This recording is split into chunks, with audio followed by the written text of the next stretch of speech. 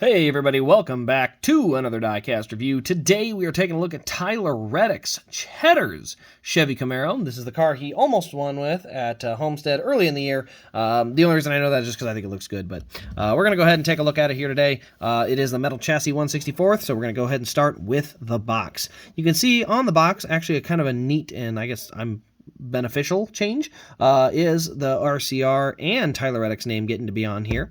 Now, they did do that with the earlier Austin Dillon cars as well, so it's not only it, but it was some of the smaller teams, they were able to get their boxes released where it has RCR and the name, or I should say race team and name. 2311 had it like that, Trackhouse, Richard Petty Motorsports, RCR, as I said, is obviously one of them as well. And I think later on, Hendrick actually did adopt that. I could be wrong, but I think there's at least one Chase Elliott car like that. So anyway, so yeah, kind of a neat little tidbit if you've never seen it that way, because the color of the team box is kind of neat. But you can see we have the hologram up there on the top of the box. Over here, we got the number 8 Cheddar's 2021 Camaro Limited Edition, one of 300.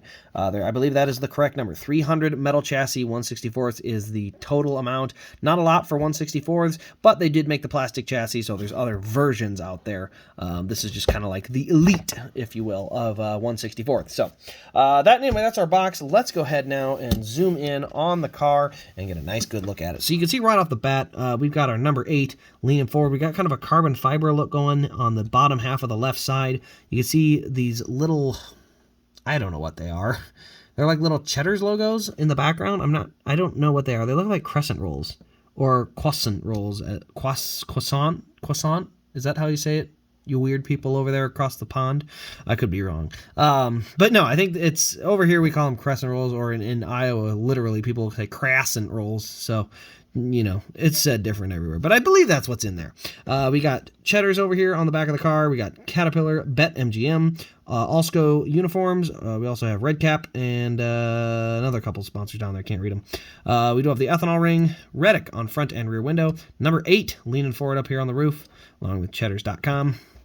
Going around to the front of the car, you can see, again, we got those rolls going across the front of the car kind of as a texture, but then it fades from white to like a maroonish brown to a full-blown, I want to call it baked brown, because it's like a bright brown, not like a deep brown color on there. You can see Reddick is not quite centered on that windshield also. If you haven't noticed that, yeah, that's not quite right. So anyway, that's there. Over here on the right side, you see we got our number 8. We got the same design going on the right side. Sponsors are all the matching.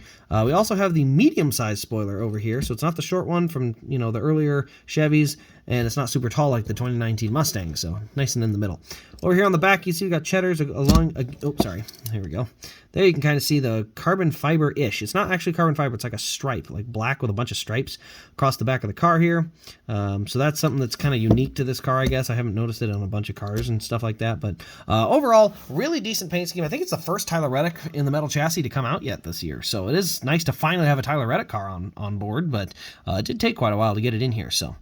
Anyway, guys, that'll pretty much wrap up the review. If you're interested in any of the cars you see on this channel, check them out at rasdiecast.com.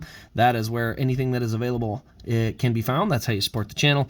But yeah, other than that, that'll wrap up the review. This has been Race Craze. Thank you all for watching, and we'll see you in the next Diecast review.